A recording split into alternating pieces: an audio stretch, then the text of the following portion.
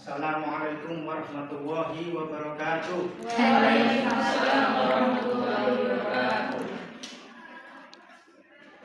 Baiklah, kita berjumpa lagi pada pertemuan kali ini. Sebelum itu saya akan mengabsen dulu ya. Yang pertama Irma Sari ada. Ya. Kemudian Amal Siklasul Amal ada. Berangkat Pak. Oh, nggak berangkat ya. Kenapa ya? Sakit ya Pak. Sakit ya. Semoga cepat sembuh ya. Ya Pak. Kemudian Imelda ada. Hadir. Oke. Kemudian Raffi Gunadi ada. Hadir Pak. Oke. Baiklah. Tidak hadir satu anak ya. Sebelum itu Bapak tanya bagaimana kabarnya ya hari ini. Alhamdulillah baik Pak.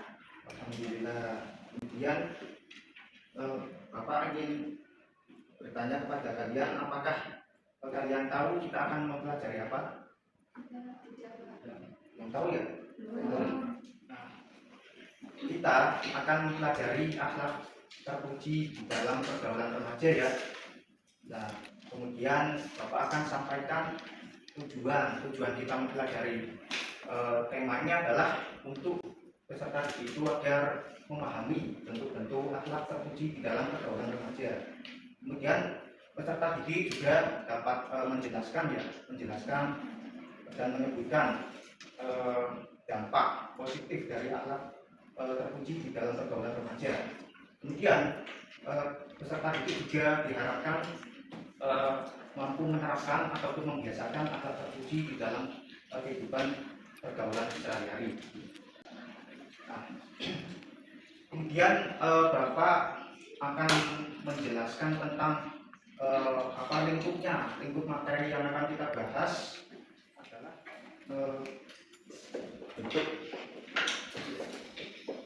bentuknya ya.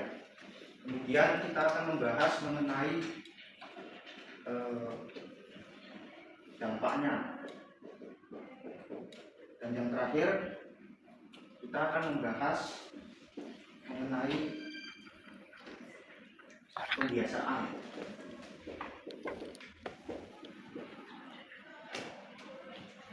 Nanti Bapak akan menjelaskan mengenai materi tersebut, kemudian di akhir nanti akan ada sesi pertanyaan ya. Bapak akan mengajukan pertanyaan kepada kalian dan kalian menjawabnya. Setuju?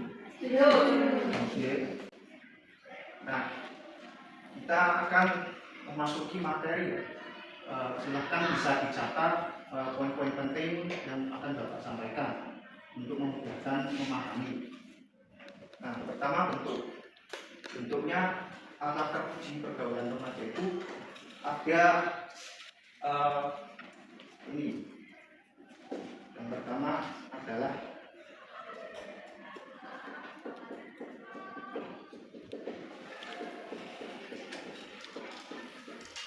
menjalin ukhuwah. Siapa yang tahu apa itu ukhuwah? Belum tahu ya? Ukhuwah itu adalah persaudaraan. Jadi di dalam Islam kita diajarkan untuk selalu menjalin persaudaraan ya. Baik itu persaudaraan secara Islamiyah, kemudian secara watoniyah, dan secara insaniyah. Islamiyah itu, ukhuwah Islamiyah itu apa ya? Apa ada yang tahu? Belum tahu ya? Jadi ukhuwah Islamiyah itu adalah persaudaraan dengan sesama, ya benar, dengan sesama muslim. Jadi kita sesama muslim itu harus saling hidup rukun dan bersaudara ya, karena kita adalah saudara sesama Islam. Kemudian watoniyah itu ada yang tahu tidak? Atrafi ada? Tahu tidak? Oh benar Mbak Imelda, persatuan atau persaudaraan tanah air, yaitu kita harus menjalin persaudaraan bukan hanya sesama Islam saja, tapi juga sesama warga negara, warga bangsa Indonesia. Kemudian insaniyah ini apa? Ada tahu? Ukhuwah insaniyah itu apa? Oke, betul lagi Mbak Imelda. Jadi ukhuwah insaniyah itu persaudaraan jadi sesama manusia, jadi seluruh dunia ya kita bersaudara. Di sini sudah jelas belum? Sudah ya. Oke. Kemudian yang kedua ada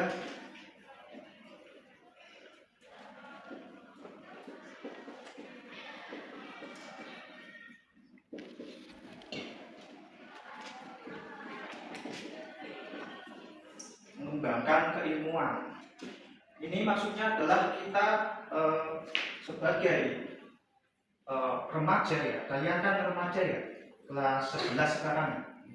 Ini kita harus selalu mengembangkan keilmuan. Contohnya adalah kita sebagai remaja kan sudah hampir matang ya. Jadi kita harus selalu melakukan hal-hal yang menuntut ilmu, seperti sekolah dengan rajin ya, dengan rajin, kemudian bisa membentuk sebuah kelompok belajar. Kelompok belajar itu penting ya dalam poin ini, karena untuk mengembangkan wawasan keilmuan kita. Kemudian ada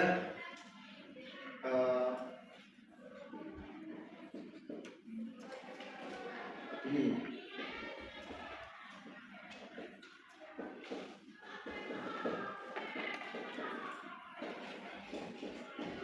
menghormati atau tasamuh. Jadi kita dalam bergaul itu harus saling menghormati antar teman, kemudian walaupun berbeda agama, kemudian berbeda suku, ras, bahasa, itu kita harus saling menghormati dan menghargai segala perbedaannya. Ini juga disebut sebagai toleransi. Toleran. Kemudian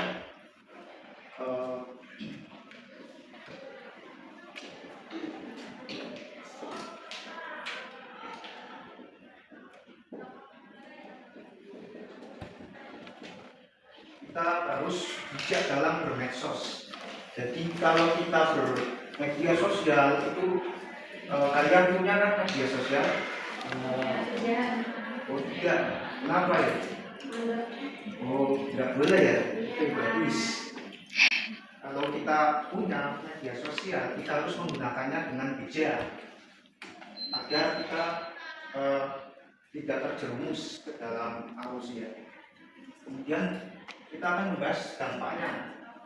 Dampak dari ini menerapkan akhlak terpuji itu adalah tanggung jawab. Tanggung jawab, kita lebih merasa bertanggung jawab dengan segala yang kita lakukan di dalam pergaulan. Maka kita dampaknya adalah bertanggung jawab. Kemudian cara membiasakannya, ini kita akan membiasakan sikap ini dengan melakukan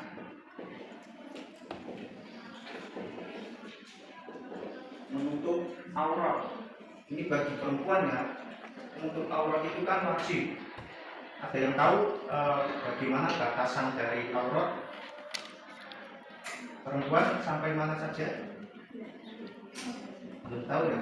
Kalau ini aurat ini untuk milik perempuan adalah seluruh badan kecuali muka dan telapak tangan. Untuk laki-laki di antara pusar dan lutut. Jadi harus ditutup itu auratnya.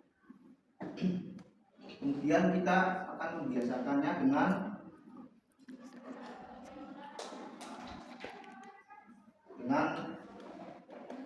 rendah hati.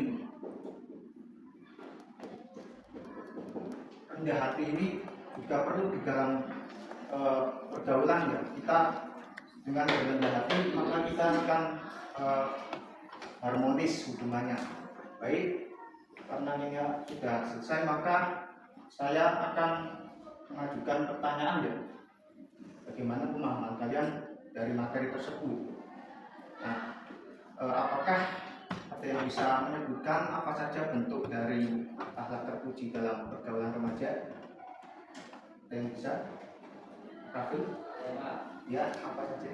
pertama itu menjalin ukhuwah. Ya. Terus? Kemudian yang kedua itu mengembangkan keilmuan. Ya. Yang ketiga itu menghormati tasamuh atau toleran. Oh ya, bagus. Bisa tepuk tangan ya, Mas Raffi.